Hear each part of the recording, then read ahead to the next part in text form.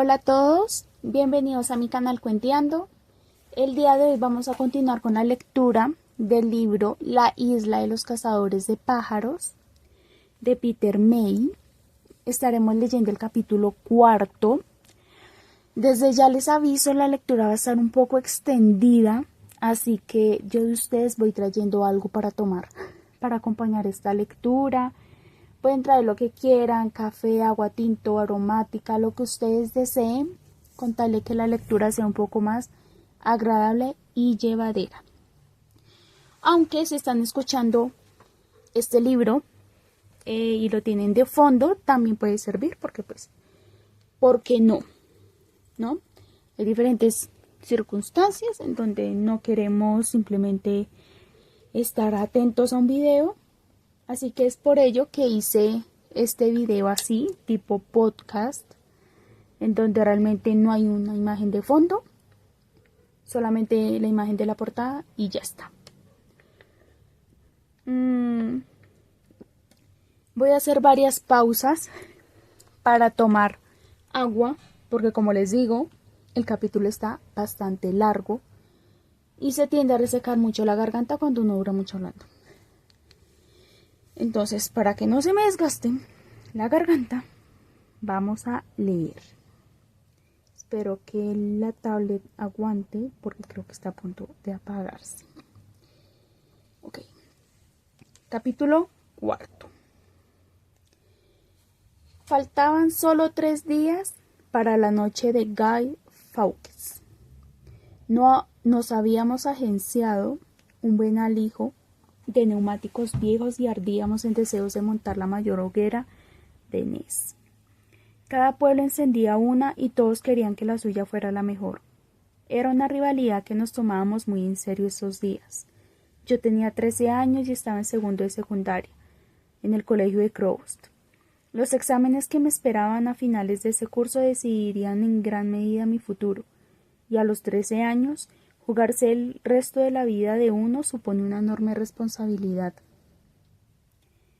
Si obtenía buenos resultados, iría a Nicholson, en Stornoway, a cursar el bachillerato, ya fuera con vistas a realizar alguna diplomatura o incluso de llegar a la universidad. Era la oportunidad de salir de allí. En caso contrario, me tocaría ir a Lowes Castle School, que en esa época aún estaba emplazada en el mismo castillo, donde me enseñarían un oficio. La escuela se enorgullecía de sacar al mundo a los mejores marineros, pero yo no quería ir al mar, ni quería aprender un oficio y verme condenado a trabajar en la construcción, como le pasó a mi padre cuando ya no pudo ganarse la vida con la pesca. El problema era que mis notas no eran nada del otro mundo. La vida de un chaval de 13 años está llena de distracciones, como la noche de las hogueras. Por entonces también llevaba 5 años viviendo con mi tía, que me mantenía ocupado con la cosecha, el heno, la extracción de turba, la desinfección de las ovejas, sus apareamientos y sus partos. A ella no le importaba que el colegio me fuera bien o mal, y a esa edad no es fácil motivarse para quedarse levantado hasta medianoche estudiando la lección del libro de historia o desentrañando los secretos de las ecuaciones. Entonces el padre de Arthur fue a ver a mi tía y se ofreció para darme clases particulares. Ella le dijo que no fuera ridículo. ¿De dónde iba a sacar el dinero para un profesor particular?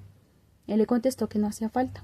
Ya se ocupaba de darle clases a Arthur, así que tenerme a mí como un alumno no le suponía más trabajo.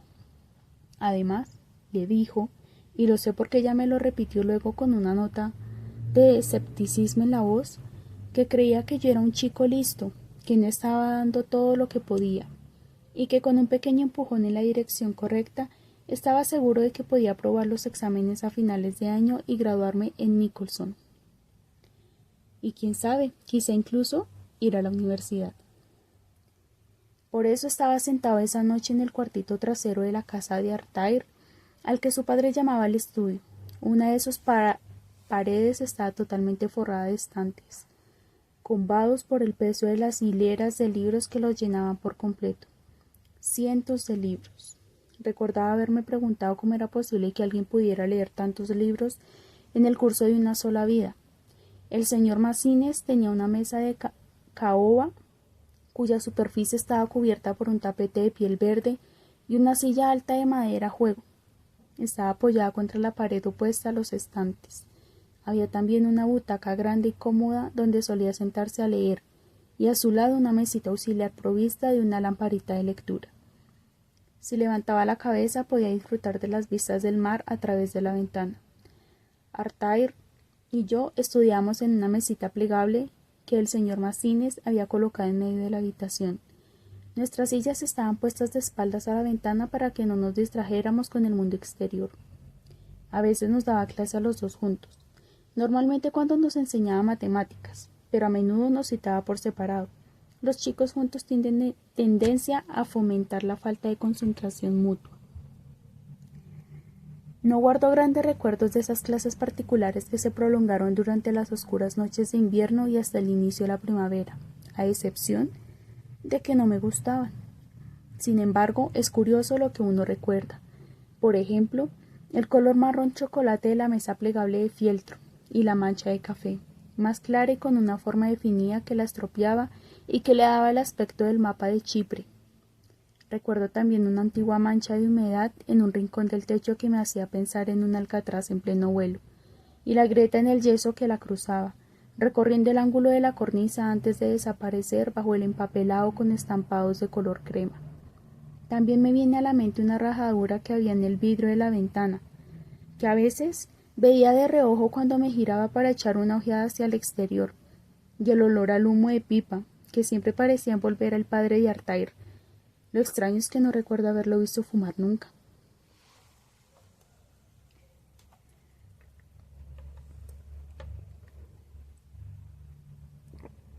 El señor Macines era un hombre alto y delgado, al menos 10 años mayor que mi padre. Supongo que los 70 fueron la década en que por fin reconoció que ya había dejado de ser joven, pero mantuvo un corte de pelo pasado de moda desde hacía años, hasta finales de la década de los 80. Es curioso cómo la gente queda estancada en una especie de tendencia nostálgica. Hay un periodo en sus vidas que los define, y se aferra a él durante las décadas siguientes. Conservan el peinado, el estilo de ropa, la música, aunque el mundo que los rodea haya dado un giro de 180 grados. Mi tía se había quedado en los 60. Muebles de teca, alfombras de color violeta, paredes pintadas de naranja, los Beatles. El señor Macines escuchaba a los Eagles. Recuerdo canciones como Tequila Sunrise, New Kids in Town y Life in the Fast Lane. Pero no era de esos tipos estudiosos y blandengues. El señor Macines se mantenía en forma. Le gustaba navegar y era uno de los habituales en el viaje anual a Anne Gare a cazar gugas. Esa noche estaba irritado conmigo porque no lograba concentrarme. Artair se moría de ganas de contarme algo que cuando llegué, pero su padre me metió en el estudio y le dijo que no molestara. Fuera lo que fuese, podía esperar. Pero yo sentía la impaciencia de Artair desde el otro lado de la puerta, y al final el señor Macines comprendió que estaba librando una batalla perdida y me dejó salir. Artair casi me empujó a la calle y juntos corrimos por el camino que conducía a la verja. Era una noche gélida. El cielo estaba más negro que nunca, adornado con estrellas que parecían joyas incrustadas. No había viento y una escarcha densa y blanca empezaba a posarse sobre el páramo, como si fuera una capa de polvo, centellando despacio bajo una luna de otoño que lanzaba su mágica luz sobre un mar extrañadamente en calma. Las Hébridas estaban sometidas a una fase de altas presiones esos días, el tiempo ideal para la noche de las hogueras. Noté el nerviosismo de Artair silbándole en el aliento. Se había convertido en un muchachote grande y fuerte, más alto que yo, pero un sujeto del asma que a veces amenazaba con bloquearle las vías respiratorias. Se llevó el inhalador a la boca. Los chicos de Weymouth se han hecho con una vieja rueda de tractor. Tiene casi 2 metros de diámetro. Mierda. Una rueda con esa ardería. Una rueda como esa ardería mejor que todas las nuestras juntas. Habíamos recogido más de una docena, pero eran neumáticos de coches y cámaras de aire de bicicletas, y no cabía duda de que los Swainbost contaban con un lote similar. ¿De dónde la han sacado? ¿Qué más da? El caso es que la tienen y que su hoguera será mucho mejor que la nuestra. Se calló, esperó a que la decepción asomara a mi cara y luego sonrió. Quizá. Fruncí el ceño sin darme cuenta. ¿A qué viene ese quizá? Artair bajó la voz como quien planea una conspiración. Ellos no saben que sabemos que la tienen. La han guardado en algún sitio y no piensan sacarla hasta la noche de las hogueras. Tal vez esa era por la hora que había pasado metido en el estudio del señor Macines, pero no entendía a dónde quería ir a parar. ¿Y qué? Creen que si nos enteráramos nos pondríamos celosos e intentaríamos saboteárselo. Empezaba a tener frío. Bueno, pues nos hemos enterado, pero no se me ocurre cómo vamos a sabotear una maldita rueda de tractor. De eso se trata. No vamos a sabotearla. La emoción le hacía brillar los ojos. Vamos a robarla. Eso me pilló totalmente por sorpresa. ¿Y eso quién lo dice? Donald Murray, respondió Artair. Tiene un plan. Una gruesa capa de escarcha seguía cubriendo el patio del colegio el día siguiente. Todos estábamos allí fuera. Se había formado media docena de toboganes. El mejor quedaba en el extremo más alejado de la verja, donde la pista descendía hacia una zanja de canalización. Tenía al menos 4,5 metros. Tomabas un poco de carrerilla y la gravedad se encargaba del resto. Pero había que reaccionar rápido al final si uno no quería acabar metido en la zanja. Yo me moría por ponerme en la cola y probar la experiencia, pero como Donald Murray había convocado una reunión a los chicos de Crowbost, ahí estábamos apiñados en un corrillo junto al bloque de tecnología. Solo me quedaba el consuelo de ver a distancia cómo se divertían los otros. Donald era un chico alto, anguloso y guapo, como una buena mata de pelo rubio que le caía sobre la frente. Todas las niñas estaban locas por él, pero a Donald parecía importarle un pimiento. Era un chico de chicos, un líder nato, y si ibas con Donald, te sentías a salvo de los hermanos McRitchie. Ángel había dejado ya el colegio de Crowbost y se había metido en la formación profesional de Lowes Castle, pero Murdo seguía siendo una amenaza constante. Al principio, Donald había basado su poder en el miedo de su padre, que su padre inspiraba en no todos nosotros. En todos, claro, menos en el propio Donald. En aquellos tiempos el pastor era una figura muy relevante en la comunidad, y Coinage Murray era un hombre temible. Coinage es la versión gaélica de Kenneth, y aunque la placa que había en el tablón de la puerta de la iglesia rezaba Kenneth Murray, todo el mundo lo llamaba Coinage, aunque no a la cara. Te dirigías a él llamándole señor o reverendo Murray. Siempre supimos que su esposa también lo llamaba reverendo, incluso en la cama.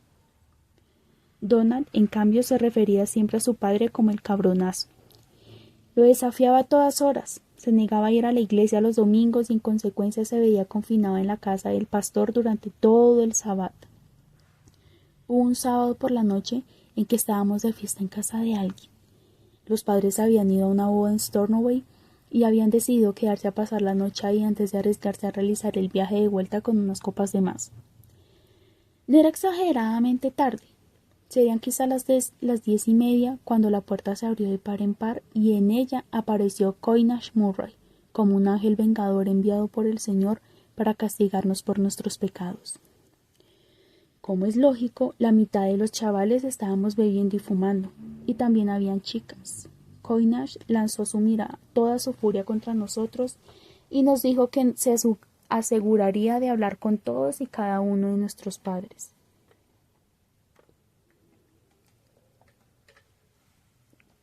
¿Acaso ignorábamos que era la víspera del Día del Señor y que los críos de nuestra edad deberían estar acostados en sus casas?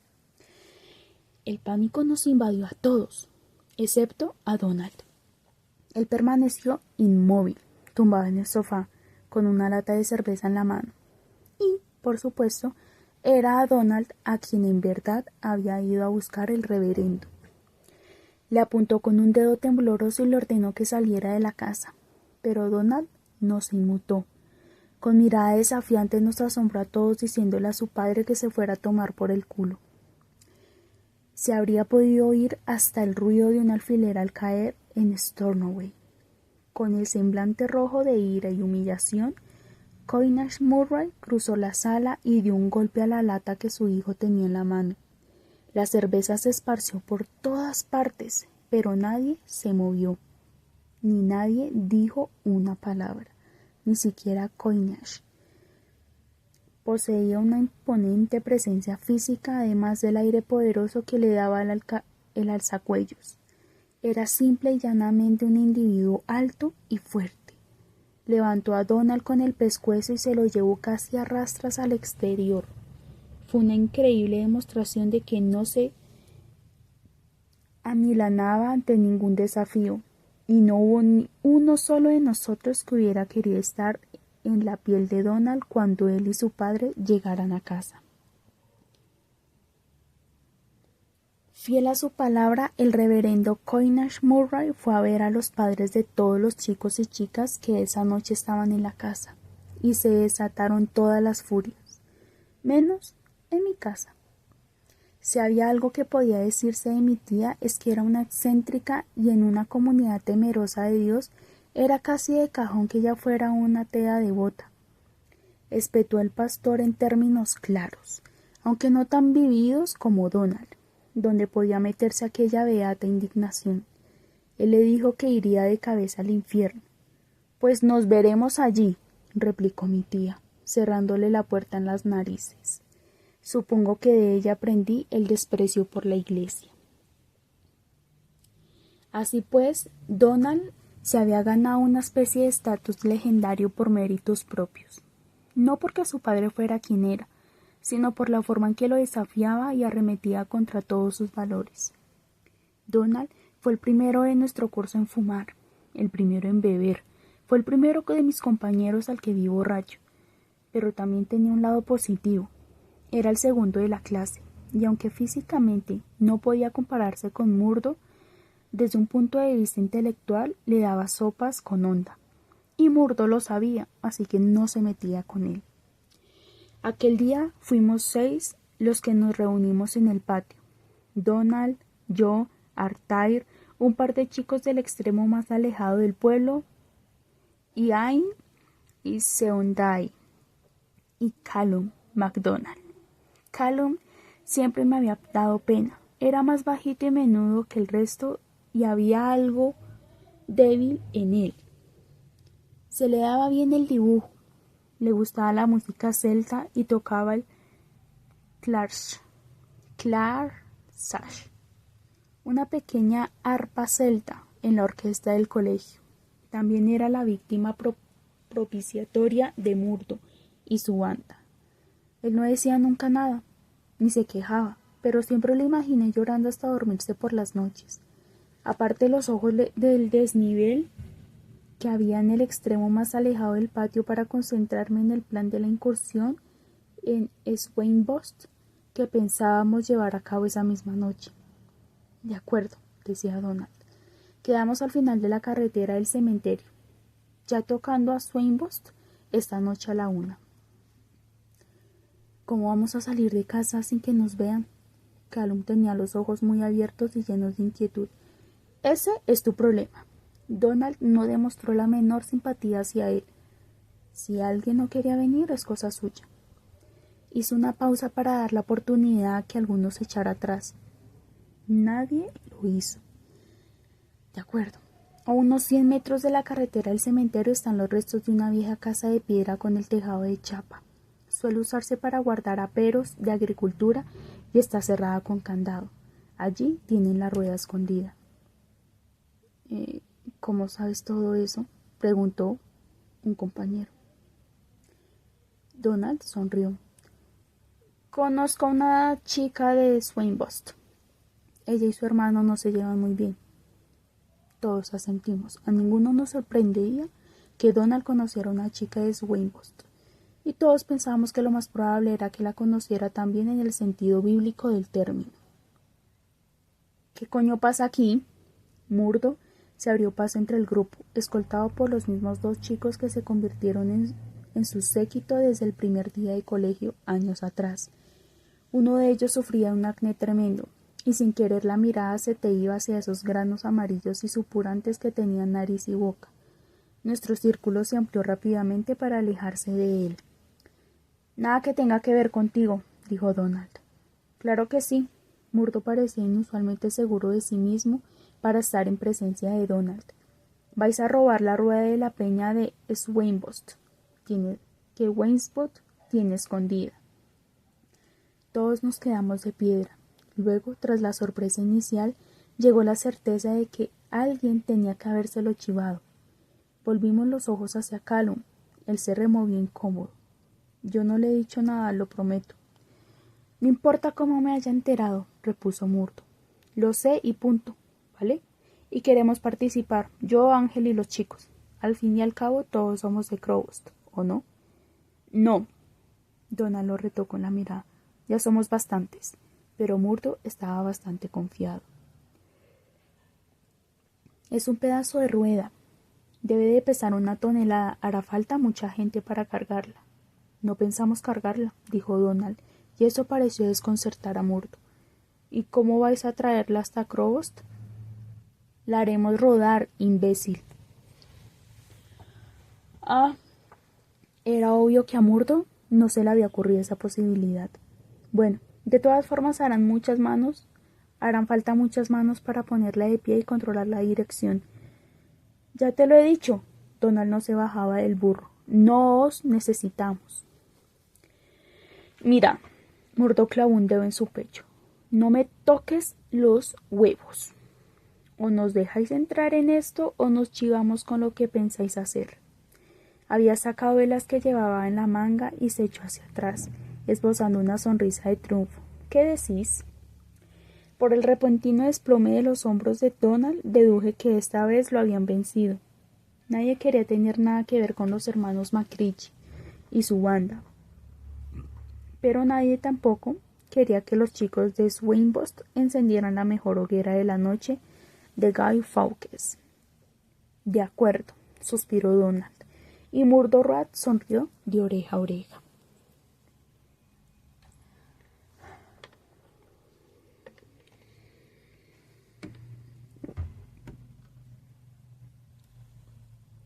Aquella noche no habría podido dormir aunque hubiera querido. Me quedé levantada hasta tarde haciendo los deberes que nos había puesto el señor Massins para la semana siguiente. En mi cuarto había un pequeño calefactor eléctrico de 2 resistencias, pero era de los que combaten el frío si uno está a 5 centímetros de él, y en ese caso te abrazaba. Llevaba 2 pares de calcetines y las botas de piel que usaba para salir al campo, tejanos, camiseta, un suéter de lana gruesa y una chaqueta de lanilla, y aún así tenía frío. La casa donde vivía, grande y sombría, se había construido en los años 20, y cuando soplaba el viento del mar vibraban las ventanas y las puertas que lo dejaban pasar por sus rendijas. Esa noche no había viento, pero la temperatura había caído a 6 grados bajo cero y el fuego del comedor parecía estar muy lejos. Como mínimo, si mi tía pasaba a verme antes de acostarse, yo tendría una excusa para llevar puesta toda esta ropa. Pero por supuesto sabía que no lo haría. Nunca lo hacía. La oí subir sobre las 10:30. En general era una ave nocturna, pero esa noche hacía demasiado frío incluso para ella. Y la cama, junto con una bolsa de agua caliente, era la única opción para entrar en calor. Seguí estudiando a la luz de la lámpara de la mesilla de noche durante otra 1:30 hasta que por fin cerré los libros y acerqué el oído a la puerta. No oí nada, así que me escabullí hacia el oscuro pasillo. Horrorizado descubrí una franja de luz bajo la puerta del dormitorio de mi tía. Debía de estar leyendo. Volví a meterme en mi cuarto enseguida. La escalera de madera vieja crujía al pasar y sabía que no había manera humana de bajar sin que me oyera. La única alternativa era ir de la ventana al tejado y luego deslizarme por la tubería del desagüe. Lo había hecho otras veces, pero con la capa de hielo de esa noche la empresa se presentaba complicada. Saqué el pestillo de la ventana de metal oxidada y la abrí. El gozne chirrió con fuerza y me quedé helado a la espera de oír la voz de mi tía, pero lo único que me llegó fue el ritmo constante del mar que barría la playa de Quijarros 15 metros más abajo. El aire frío me pellizcó la cara y se metió entre mis dedos mientras me apoyaba en el marco para seguir al tejado. Las tejas descendían en picado desde la buhardilla hasta el canalón. Lo recé con los pies y avancé despacio hacia el glavete, donde pude agarrarme al borde y bajar hasta que las botas encontraron un asidero en la tubería, y con una enorme sensación de alivio me deslicé por el frío tubo de metal hasta el suelo. Ya estaba fuera. El aire olía a hielo invernal y a humo de turba. El viejo coche de mi tía estaba aparcado en la pista de asfalto delante de casa. Más allá de la sombra de las ruinas de unas viviendas más viejas, la playa de piedra relucía a la luz de la luna como si fuera de día. Al levantar la cabeza, me percaté de que en el cuarto de mi tía aún se veía la bombilla encendida. Así que me apresuré a ir al cobertizo de hormigón que colindaba con el lado oriental de la casa. Saqué la bicicleta y, echando una ojeada al reloj, pedaleé con fuerza por el camino de Crowst. A mi izquierda la luna centelleaba en la oscuridad. A mi derecha refulgía el océano. Eran las 12:30 en punto. La casa de mi tía estaba 1,5 kilómetros al sur del pueblo, aislada sobre los acantilados y cerca del pequeño puerto de Crowst, construido en una profunda grieta en la roca. Recorrí la distancia que me separaba del pueblo en cuestión de minutos, pasando frente a mi antigua casa, oscura y vacía. En esos días cerrada y sumida en un triste abandono. Siempre intentaba no mirarla. Era un recuerdo casi insoportable de cómo había sido mi vida y de cómo podía haber seguido siendo. El chalet de Artair se asentaba por debajo de la carretera. La sombría silueta del montón de turba se recortaba sobre el océano plateado y la luz de la luna alumbraba el intricado dibujo en forma de espiga de la turba. Me paré en la verja y atisbé en las sombras. Hacía tiempo que Artair le habían endosado el apodo de Silbidos, pero yo nunca pude llamarlo así. ¡Artair! Mi susurro sonó tremendamente alto, pero no había ni un rastro de él. Esperé más de 5 minutos, cada vez más nervioso, mirando el reloj constantemente como si así pudiera frenar el paso del tiempo. Íbamos a llegar tarde. Ya estaba a punto de largarme cuando oí un fuerte golpe procedente de un lado de la casa, cerca de la montaña de turba. Artair salió, resollando en la oscuridad, arrastrando un cubo de plástico cuya asa se le había enredado, no sé cómo, en el tobillo. Corrió por la hierba y casi dio una voltereta en el aire a saltar la valla, impulsado por la parte superior de alambre que se le había pasado por alto. Cayó de espaldas a mis pies sonriéndome bajo la luz de la luna. «A eso se le llama ser sutil», dije. «¿Qué demonios hacías?» «El viejo se acostó hace solo media hora y tiene el oído de un conejo». Tuve que esperar a oírle roncar para asegurarme de que estaba dormido.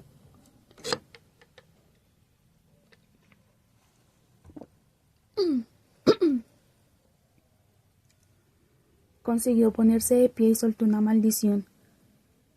«Por Dios, estoy lleno de mierda de oveja». El corazón me dio un vuelco. Se suponía que yo debía llevarlo de paquete en la bici. Me dejaría el sillín lleno de mierda y sus manos llenas de mierda me abrazarían a mi cintura.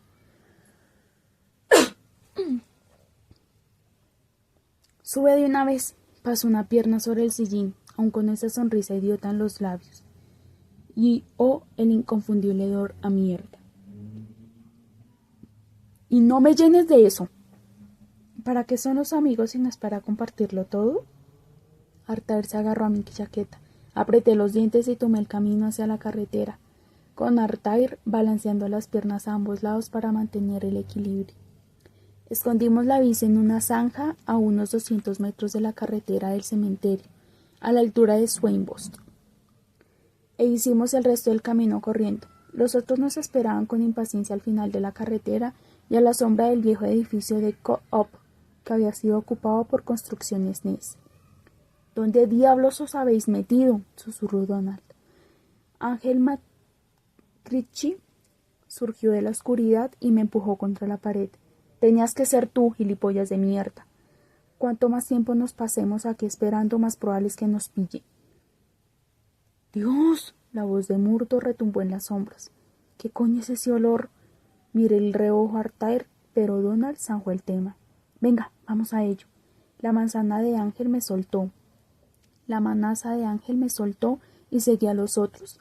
Abandonamos el refugio de construcciones NES y caminamos bajo la luz de la luna que dibujaba una pendiente en la carretera. Parecíamos estar totalmente expuestos. Unas vallas dispuestas sin orden ni concierto señalaban la línea de la carretera hasta el cementerio. Las tumbas centellaban a lo lejos.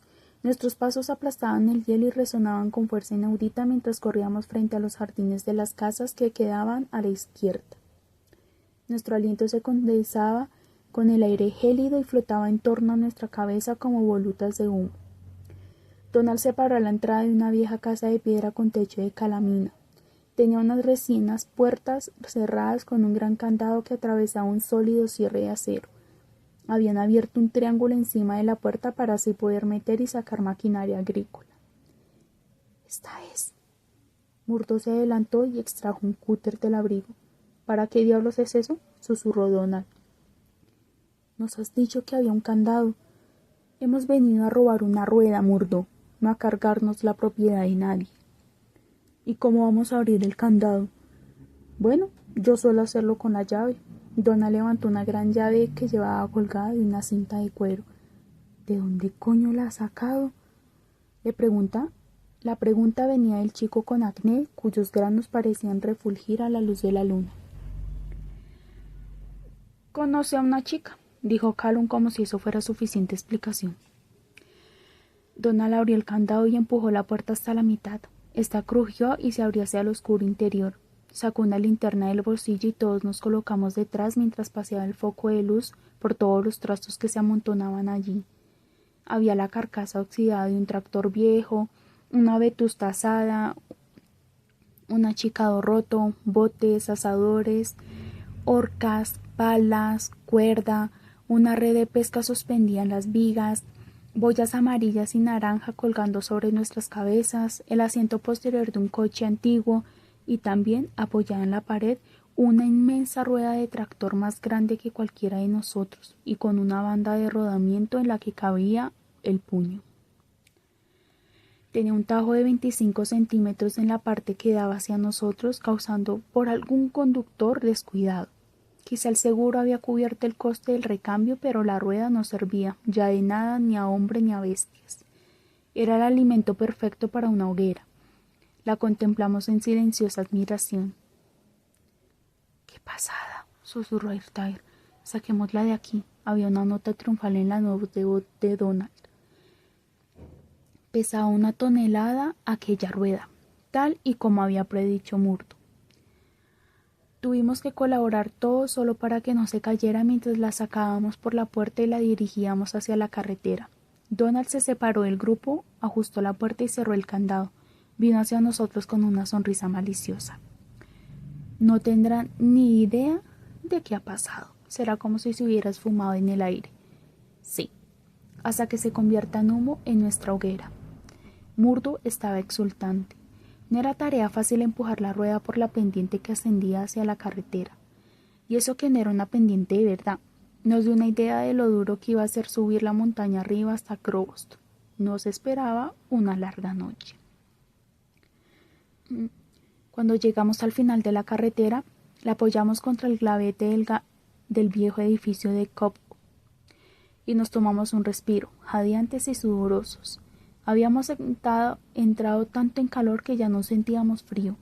Empezaron a circular cigarrillos y todos expulsamos humo en un ambiente de satisfacción. Estábamos encantados con nosotros mismos. «A partir de aquí las cosas se pondrán difíciles», dijo Donald ahuecando la mano alrededor del cigarrillo. «¿Qué dices tú, ahora?». Murdo lo fulminó con la mirada. «De aquí al cruce de Crowbost es cuesta abajo, precisamente. La gravedad aumentará el peso de este trasto, y nos va a costar un montón que no se nos escape. Los más fuertes tendrán que ir adelante para mantenerla controlada». Y así los hermanos McRitchie, el chico con acné y su colega fueron elegidos para controlar la rueda por delante, caminando hacia atrás colina abajo. Yo y Artair íbamos a un lado, Ian y Sean al otro, y Donald y Callum en la parte de atrás. La acabamos de sacar a la carretera cuando los faros de un vehículo aparecieron de repente sobre una curva en la cima de la colina. Ninguno de nosotros lo había visto venir. Cundió el pánico. No había tiempo para volver a meter la rueda a la sombra del edificio, así que Donald apoyó el hombro sobre ella y la empujó plana hacia la cuneta. La rueda se llevó consigo a Murdo. Oímos el chasquido del hielo al romperse y mientras todos corríamos en busca de refugio, la maldición sorda del más joven de los McCritchy. ¡Cabrones de mierda! El coche pasó. Sus luces se perdieron en el cruce de Five Penny y el Butt of Lewis. Un empapado Murdo con la cara llena de barro y Dios sabe qué más, salió como pudo de la zanja temblando de frío y acordándose de los padres de todos. Claro que el resto nos estábamos partiendo de risa, hasta que Murdo cruzó airado la carretera y me propinó un sopapo que hizo que me silbaran los oídos. Nunca fui santo de su devoción, la verdad. ¿Te parece gracioso, capullo de mierda? Miró de hito en hito al resto de las caras que hacían esfuerzos sobrehumanos por mantenerse serias. ¿Alguien más tiene ganas de reírse? Nadie quería admitir que así era. Venga, sigamos adelante, dijo Donald. Tardamos unos 5 minutos en sacar la rueda de la zanja y ponerla otra vez de pie, y durante todo ese rato el rostro me siguió ardiendo. Sabía que al día siguiente tendría un gran moretón en la mejilla. Ocupamos de nuevo nuestros puestos y con cuidado empezamos a arrastrar la rueda montaña abajo hacia Crowst. Al principio parecía más fácil de lo que había sido la subida. Luego, poco a poco, a medida que aumentaba el ángulo de la pendiente, la rueda empezó a ganar peso y a cobrar aceleración propia. —¡Por el amor de Dios! —gritó Donald—, ¡frenadla! —¿Y qué coño crees que intentamos hacer? Podías oír un deje de pánico en la voz de Ángel. La rueda se volvió más pesada y más rápida. Nos quemaban las manos al intentar agarrarla y trotábamos a su lado mientras iba ganando velocidad. El grupo de McCritchy ya no podía sujetarla. El chico de acné cayó al suelo y la rueda le pasó por encima de la pierna. Callum tropezó con el chico del suelo y se dio de bruces contra el asfalto. ¡Se nos va! ¡Se nos va! Murdo casi gritaba. ¡Por el amor de Dios, baja la voz! Susurró Donald. Había casas a ambos lados de la carretera, pero, la verdad, el ruido era el menor de nuestros problemas. La rueda estaba ya fuera de nuestro control. Ángel y Murdo se apartaron de su camino e incluso Donald se vio obligado a soltarla. Salió pendiente abajo provista de vida y direcciones propias. Nosotros, todos sin excepción, corrimos detrás atropelladamente, pero la rueda iba cada vez más rápido y se alejaba más y más. Al oír la imprecación de Donald, me percaté de lo que él acababa de ver. La rueda iba directo a los almacenes Crowst, cuya fachada daba la curva de la carretera al final de la montaña. Con esa velocidad y ese peso iba a causar un buen estropicio, y no podíamos hacer nada al respecto. El sonido de cristales rotos retumbó en la noche. La rueda había ido directa al escaparate que había a la izquierda de la puerta. Juro que todo el edificio se estremeció, pero no pasó nada más. La rueda se quedó erguida, bien apoyada en la apertura del escaparate, como si fuera una extraña escultura moderna. Llegamos faltos de aire y asombrados, unos 30 segundos después del choque, y nos limitamos a quedarnos allí plantados mirándola, poseídos por el horror más absoluto. Entonces se encendieron las luces de las casas cercanas a unos 150 metros. Donald meneaba la cabeza incrédulo. No puedo creerlo. Repetía, no puedo creerlo. Tenemos que cargarnos leches de aquí, soltó Murdo. No. Ángel apoyó la mano sobre el pecho de su hermano para impedirle que saliera corriendo. Si nos largamos ahora no pararán hasta descubrir quién ha sido. ¿De qué hablas? Murdo miraba a su hermano como si éste hubiera perdido la razón. Hablo de una cabeza de turco. Alguien que cargue con el muerto y no se chive del resto. Se conformarán con tener a alguien a quien echarle la culpa.